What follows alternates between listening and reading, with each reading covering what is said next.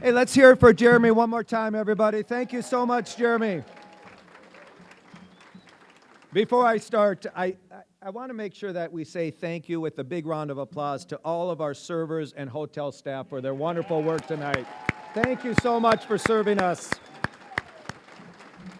And I want to thank all of you. I want to thank the Spokane County Dems, but I want to make sure all those folks back in Seattle and on the western side of the state know how fired up you are. So when I say, are you fired up, I want to hear you say you're ready to win. Are you fired up? Are you fired up? Are you fired up? All right, Shasti, I think they're ready to win. Okay, there we go. Say, I want to start by thanking my good friend David Green, the Washington State Democratic Party Vice Chair, for the invitation to visit with all of you this evening.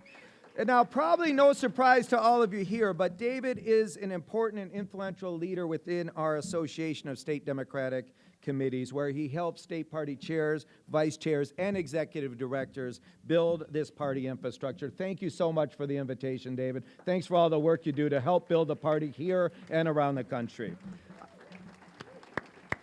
I also want to acknowledge some of your other great party leaders here with us today. Nada Spencer, your Spokane County Democratic Chair, Steve Kirby, your Vice Chair, and your dynamic State Party Chairwoman, Shasti Conrad, who you just heard from, who, thanks to her leadership, is investing in East Side Democrats in races up and down the ballot. Shasti knows that if we are going to build a statewide and national party, we have to contest every race in every single zip code. Thank you, Shasti, for all you do.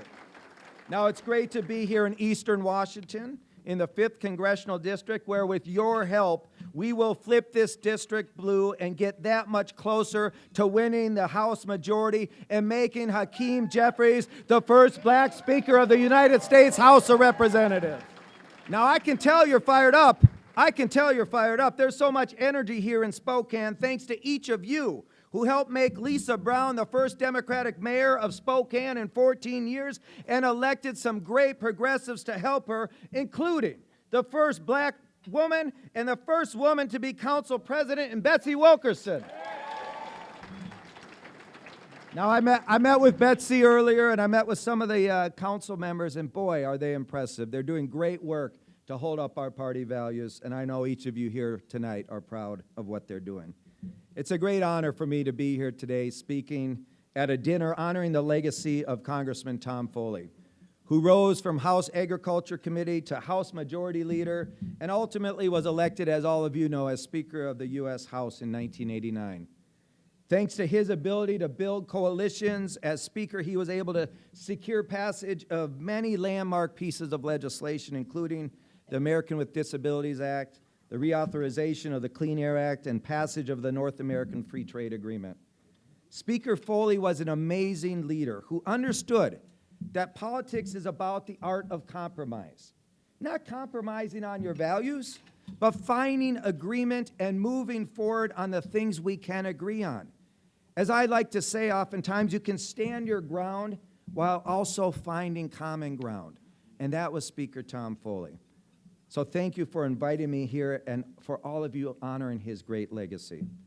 Now, on behalf of President Biden, Vice President Harris, and our chairman, Jamie Harrison, I want to thank you, each of you in this crowd, for all of the work that you have done and all the work you will do to build this Spokane County Democratic Party for this upcoming election. This year, each of you will be responsible for keeping the governor's office in Democratic hands, keeping Washington blue, putting President Biden and Vice President Harris back in the White House, and of course, re-electing your fantastic U.S. Senator, Maria Cantwell.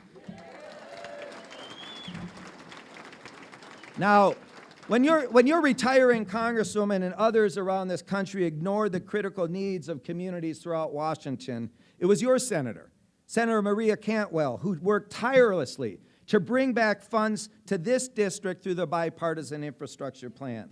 Now, like each of you in this room, I am proud to be from one of only 4 states in the whole country to have 2 women U.S. senators representing us. And I'm pretty sure if we had a few more states joining us, a lot more good things would get done in Washington, D.C., thanks to senators like Maria Cantwell and Senator Patty Murray. I want to thank you as well for not giving up. I want to thank you for standing up and fighting back. In 22 and 23, pundits, media, and pollsters counted the Democratic Party out. But thanks to your hard work, we defied all odds and we won across the country. And we keep on winning, including just a few weeks ago in New York's 3rd Congressional District with the election of Tom Suozzi. My message to all of you is this: get off the polar coaster. Ignore the 3 Ps, pollsters, pundits, and Politico. They counted us out in 22 and 23, but as I said, we defied the odds and we won because of people like you. We have a lot of work to do and we can't take any of it for granted. Shut out the 3 Ps and don't let them distract you from the next thing you can be doing to make sure that President Joe Biden and Vice President Harris are reelected next year. Now look, we have 233 days. 233 days until this upcoming election. Who's counting? I am. I hope each of you are as well, because we only have 233 days left to deliver for Spokane, to deliver for Washington, and to deliver for this country. I always say that we have 3 commodities in elections. It's people, it's time, and it's money. Now, we can always recruit a few more people. We can always raise a few more bucks, and if you haven't given, please give more. The one commodity we can't get back is time. I want you to think about that. 233 days from today. Tomorrow, 232, and so on. I know each of you in this room have more than 233 reasons you do this work. There's more than 233 whys in this room of why each of you give up so much of your time. But what we can't do is waste time. We have to use every single day we can to organize and to get out there on the doors, talk to people, listen to their dreams, their hopes, their aspirations, and make sure that we give them some hope for their future. You see, a young activist came up to me a couple years ago and said, when is the Democratic Party going to realize it's okay to lose an election to prove a point? The answer is never. Never. We can never sacrifice power to prove a point. You see, in 2016, I remember talking to Democrats who told me, I'm not going to vote for Hillary Clinton because I don't like her. Or I'm not going to vote for Hillary Clinton because I don't agree with her on every issue. You see, I remember on June 24th of 2022, sitting at my office in D.C., when that decision came down, the Dobbs decision, and I flash back to those conversations. Because the reality is, at the end of the day, every election matters. Every election has consequences. We cannot sacrifice power to prove a point. Now, this might be a little controversial, but these elections aren't about our candidates. They never are. You see, every election, our values, the things we care most about, are on the ballot. And our values being on the ballot mean that we have to fight for these together. We have to build power around those issues and not sacrifice it. As Republicans are trying to push people out of the conversation and make it harder for people to live their lives, there are states like my home state of Minnesota that are working to improve people's lives, to strengthen communities and build inclusive spaces.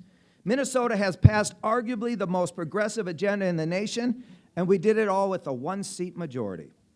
1-seat majority. And why? Why? I'm not trying to brag here, because you know what? There were people who were elected to office who went into office with this ethos, the idea that power is fleeting. So we have to use power when we have it to make the biggest difference for as many people as we can. That's what governing is about. Don't just sit on power. Let's use power to improve people's lives. A great Minnesotan named Hubert Humphrey, I'm sure some of you have heard of Hubert Humphrey. He said the moral test of government is how we treat those in the dawn of life, our children, those in the twilight of life, the elderly, and those in the shadows of life, the sick, the poor, the marginalized. That's what this test is about. That's why each of you are here tonight. You're not here to pat yourself on the back when we win elections and say, great, the work is done. Now we can go home. We win elections so we can make a difference. we help elect people who share our values, who are going to use that power to transform people's lives. Now, you know what, Democrats? We have the tendency to be the Eeyore party, right? The woe is me, the half glass full, right? This Democrat's too young, this Democrat's too old, this Democrat's too progressive, this Democrat's too conservative. Now, when you begin to realize that elections are never really about our candidates, as I said, then the imperfections in our candidates suddenly seem pretty trivial. As Joe Biden says, don't compare him to the almighty, compare him to the alternative, right? Now, look, I love Joe Biden. But in this upcoming rematch between Biden and Trump, you don't have to love Biden to vote for Biden. You just have to love democracy and the rule of law, which I know each of you do.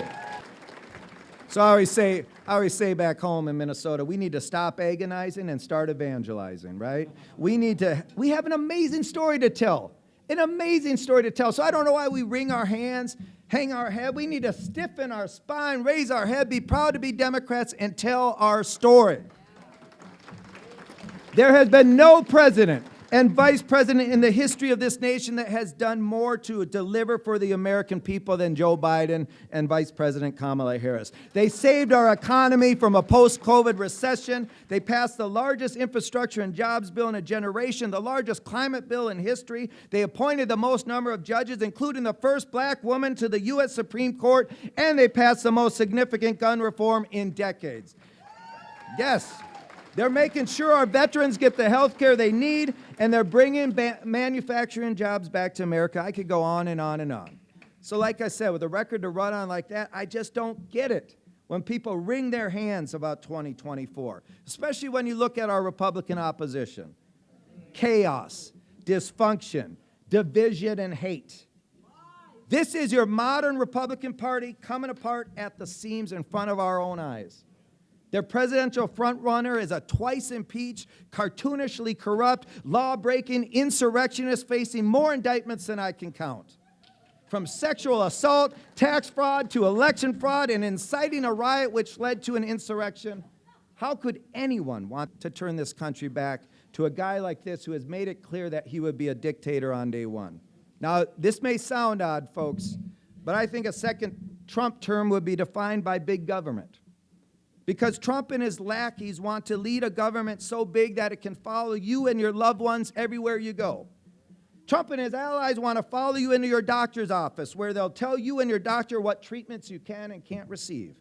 They want to tell you the kinds of families you can and can't have, and even now how you're allowed to start one. They want to follow you into your home and into your bedroom and tell you who you're allowed to be and who you're allowed to love. They want to follow your children into their classrooms, feed them propaganda, rather than trusting our kids to learn the facts. And instead of fighting for the soul of this nation, Trump and his allies will surrender it, and they'll give up the values we hold dear. Think about this. In their MAGA America, Republicans are above the law and can assault our democracy with impunity. In MAGA America, elections are fair if Republicans win and stolen if Republicans lose. In their MAGA America, the United States turns its back on our fellow democracies and stands with blood-drenched tyrants like Vladimir Putin on the world stage. That's what we're up against, folks. It's freedom versus fascism, democracy versus autocracy, our highest ideals versus our worst impulses. Those are the stakes of the election. That's the perspective we cannot lose. Defeating Donald Trump in 2024 is not just a matter of political preference. It is a moral imperative. It is about standing up.